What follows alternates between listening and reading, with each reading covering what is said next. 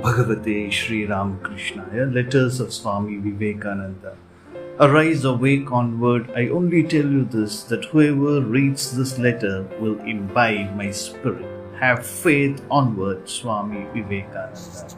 Letter number 124, written to the members of the Alambazar Math, to be concluded. The office bearers. All the office bearers you should elect by ballot, as was the mandate of Lord Buddha. That is to say, one should propose that such and such should be the president this year, and all should write on bits of paper yes or no and put them in a picture. If the yes have a majority, he should be elected president, and so on. Though you should elect office bearers in this way, yet I suggest that this year Brahmananda should be president, Nirmalananda secretary and treasurer, Sadananda librarian, and Ramakrishna Abhedananda, Turiyananda and Trigunaatitananda should take charge of the teaching and preaching work by turns, and so on. It is no doubt a good idea that Trigunaatita has of starting a magazine, but I shall consent to it if only you can work jointly. About doctrines and so forth, I have to say only this, that if anyone accepts Paramahamsa Deva as Avatara, etc., it is all right. If he doesn't do so, it is just the same. The truth about it is that in point of character, Paramahamsa Deva beats all previous records. And as regards teaching, he was more liberal, more original, and more progressive than all his predecessors. In other words, the older teachers were rather one-sided, while the teaching of this new incarnation, a teacher, is that the best point of yoga, devotion, knowledge, and work must be combined now, so as to form a new society.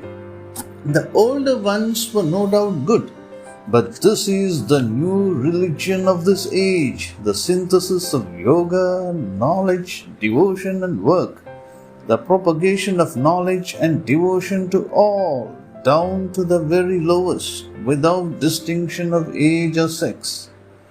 The previous incarnations were all right, but they have been synthesized in the person of Ramakrishna. For the ordinary man and the beginner, steady devotion, nishtha, to an ideal is of paramount importance. That is to say, teach them that all great personalities should be duly honored. But homage should be paid now to Ramakrishna. There can be no vigor without steady devotion. Without it, one cannot preach with the intensity of a Mahavira, Hanuman. Besides, the previous ones have become rather old. Now we have a new India with its new God, new religion, and new Vedas. When, O Lord, shall our land be free from this eternal dwelling upon the past? Well, a little bigotry also is a necessity, but we must harbor no antagonistic feelings towards others. If you consider it wise to be guided by my ideas, and if you follow these rules, then I shall supply on all necessary funds. Moreover, please show this letter to Gaurma, Yoginma, and others, and through them establish a women's math. Let Gaurma be the president there for 1 year, and so on. But none of you shall be allowed to visit the place. They will manage their own affairs. They will not have to work at your dictation. I shall supply all necessary expenses for that work also. May the Lord guide you in the right direction. 2 persons went to see the Lord Jagannatha. One of them beheld the deity, while the other saw some trash that was haunting his mind. My friends, Many have no doubt served the Master. But whenever anyone would be disposed to consider himself as extraordinary personage, he should think that although he has associated with Sri Ramakrishna, he has seen only the trash that was uppermost in his mind. Were it not so, he would manifest the results the Master himself used to quote. They would sing and dance in the name of the Lord but come to grief in the end. The root of that degeneration is egotism. To think that one is just as great as any other, indeed. He used to love me too, one would plead. Alas, Nick Bottom, would you then be thus translated? Would such a man envy a quarrel with another and degrade himself? Bear in mind that through his grace, lots of men will be turned out with the nobility of God's eye, wherever his mercy would draw. Obedience is the first duty. Well, just do with alacrity what I ask you to. Let me see how you carry out these few small things.